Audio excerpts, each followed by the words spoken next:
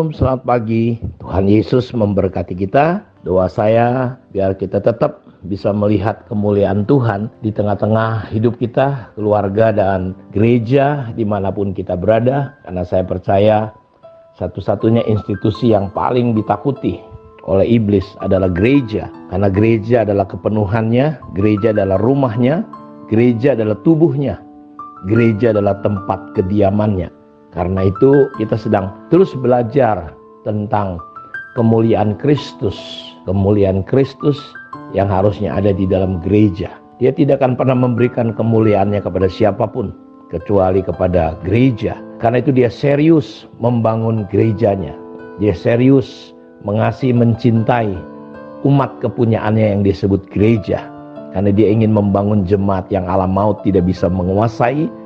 Dia ingin jemaat itu menjadi tempat rumah kediamannya. Dari kekal sampai kekal, kita melihat Allah berdiam.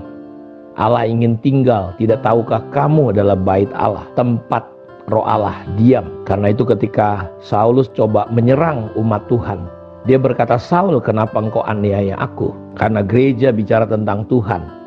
Gereja tidak bicara tentang acara. Gereja tidak bicara tentang organisasi. Gereja tidak bicara tentang gedung. Gereja tidak bicara tentang pendeta-pendeta yang hebat dan sakti. Tetapi gereja bicara tentang Yesus itu sendiri, di mana dia ingin tinggal diam. Dia ciptakan Adam dan Hawa di Taman Eden, dia hadir di sana. Mereka berjalan-jalan. Karena itu ketika Adam dan Hawa jatuh dalam dosa, mereka bersembunyi dan mereka masih mendengar Tuhan jalan. Dan itu hal yang biasa. Karena itu bayangkan gereja seperti apa yang ada di hati pikiran saudara, di imajinasi saudara. Gereja yang Tuhan inginkan. Apakah gereja seperti yang kita lihat sekarang? Begitu lemah, memprihatinkan, kasihan, berbenturan, ribut satu dengan yang lain. Karena itu topik kita ingin belajar bagaimana terjadi kemelesetan. Gereja meleset dari sasaran. Bapak Ibu tahu ketika dalam Keluaran pasal 40 ayat 34, 35 dan seterusnya, ketika kemah sembahyang selesai, ada kemuliaan Tuhan turun sampai Imam Musa tidak bisa masuk ke kemah pertemuan itu. Dan kemuliaan Tuhan itu menggumpal sampai seperti awan. Awan yang pekat, awan yang kental, sampai menjadi seperti tiang awan, tiang api untuk memimpin orang Israel pada akhirnya. Sehingga waktu malam, kemuliaan Tuhan itu berubah seperti tiang api, menerangi untuk umat Tuhan dipimpin dan terpimpin. Mereka tidak mengalami dinginnya padang gurun. Dan waktu siang, awan kemuliaan itu membentuk menjadi seperti tudung awan yang melindungi mereka dari panas teriknya matahari di padang gurun. Dan Tuhan menuntun supaya apa? Supaya mereka tidak meleset, supaya mereka masuk kepada tanah perjanjian. Dan hal yang sama, Tuhan ingin gerejanya berjalan dalam tuntunannya. Gerejanya tidak meleset. Kita lihat ketika di kitab Hagai, perhatikan keadaanmu. Ada hal yang tidak harusnya terjadi dengan kondisi mereka. Ketika mereka meleset, harusnya mereka memperhatikan rumah Tuhan. Kalau kita zaman sekarang memperhatikan tubuh Kristus, memperhatikan sesama kita. Karena itu apakah Anda di gereja sebagai pembangun atau peruntuh? Anda sebagai perusak atau Anda sebagai pendamai? Anda menopang. Terkadang banyak orang meleset dalam kegerejaannya, kejemaatannya.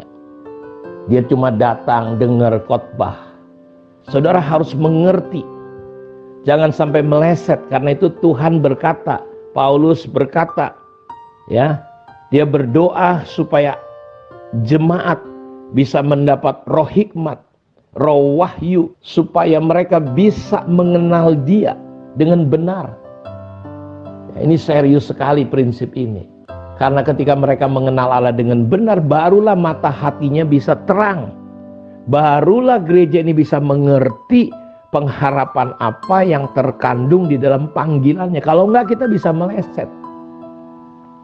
Betapa hebat, betapa dahsyat, betapa mulia bagian bagi kita yang mempercayai konsep Tuhan ini. Karena itu kita akan mulai belajar tentang kemelesetan gereja. Sebutkanlah contoh satu hal. Hari ini gereja meleset karena gereja berpikir hari ini tentang jumlah. Kita ditipu oleh iblis sehingga banyak orang mengejar jumlah. Saudara coba perhatikan. Mereka menukar kualitas umat dengan jumlah. Gak salah kalau kita diberkati dengan jumlah. Pertanyaannya, apakah gereja-gereja hari ini kita sebagai orang Kristen, kita menjadi orang Kristen yang berkualitas? Ya, Paulus menemukan bahkan di Korintus ada anak-anak meniduri istri ayahnya walaupun itu ibu tirinya. Kacau sekali, meleset. Ada dosa yang terjadi di dalam gereja.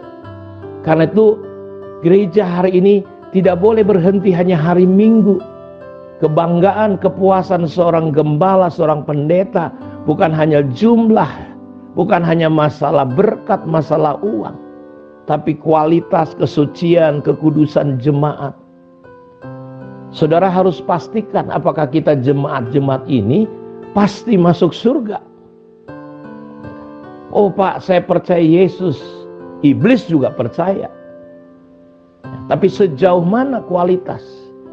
Hari ini Bapak Ibu, Paulus berkata belum pernah ada dosa yang begitu dahsyat ya, di dalam hidup jemaat di Korintus. Kita menemukan ada dosa-dosa yang mengerikan. Karena itu nggak jaminan. Karena hari ini kita kadang-kala meleset menjadi gereja, menjadi jemaat. Apa sih makna dan arti? Apa sih arti daripada jemaat? Daripada gereja Tuhan? Kita tidak bisa berhenti hanya sekedar acara-acara ibadah. Karena itu gereja bukan acara ibadah. Gereja bicara tentang hidup kita yang terus dibaharui, dirubah. Dan itu kita nggak boleh menjadi seperti dunia. Berubahlah kamu oleh pembaharuan budimu. Jangan kamu menjadi serupa dengan dunia. Lihat Bapak Ibu, kemelesetan-kemelesetan yang sedang terjadi di dalam hidup gereja, dalam kehidupan jemaat. Nanti ke depan kita akan belajar hal-hal yang meleset, yang keliru, yang lari dari 7 gereja. 2 gereja dipuji Tuhan, 5 gereja Tuhan tahu kondisi mereka. Tapi ternyata ketika Tuhan mendalami, melihat mereka, ada hal-hal yang gak benar. Ada hal-hal yang meleset, sama seperti gereja modern hari ini. Setan menipu seolah-olah jumlah itu lebih penting. Padahal nanti ujungnya pada murtad semua. Kenapa? Karena jemaat tidak dibangun, tidak dididik, tidak dijadikan murid, tidak dinasehati, tidak dipimpin. Paulus memastikan, ini yang kuusahakan, ini yang kupergumulkan apabila tiap-tiap orang kupimpin, kutegur, kunasehati, kubawa sampai pada kesempurnaan Kristus. Ini yang kulakukan dengan sekuat tenagaku. Ya, kalau sekarang kan nggak main babat aja, semua ya oke-oke. Tidak, kita tidak sedang dalam keadaan baik-baik saja. Melihat kondisi gereja, terjadi umat Tuhan, jemaat masih mempercayai iblis, dukun-dukun. Ya, mereka masih lebih hari Minggu ke gereja, cari Tuhan, memuji Tuhan. Tapi di hari-hari yang lain mereka memuji setan. Ya, mereka korupsi. Mereka menjadi pengusaha-pengusaha, orang-orang yang sungguh-sungguh tidak ada bedanya dengan dunia ini. Jangan kamu menjadi serupa dengan dunia. Dan hati-hati kalau kita meleset. Ya, di Alkitab banyak ada resiko-resiko yang bisa terjadi ketika gereja-gereja Tuhan meleset dari apa yang seharusnya. Aku akan mengambil kaki dianmu. Aku akan mencoret. Ya. Kalau kamu gak bertobat, aku akan mencoret namamu dari buku kehidupan. Karena didapati mereka meleset sebagai gereja dari rencana Tuhan. Karena itu kita akan belajar ke depan tentang bagaimana gereja meleset daripada tujuan Tuhan di dalam hidupnya. Kiranya Tuhan memberkati. Mari kita berdoa. Bapa, terima kasih. Diberkatilah semua umat-Mu dimanapun mereka berada. Lawat, tolong, campur tangan dalam hidup kami.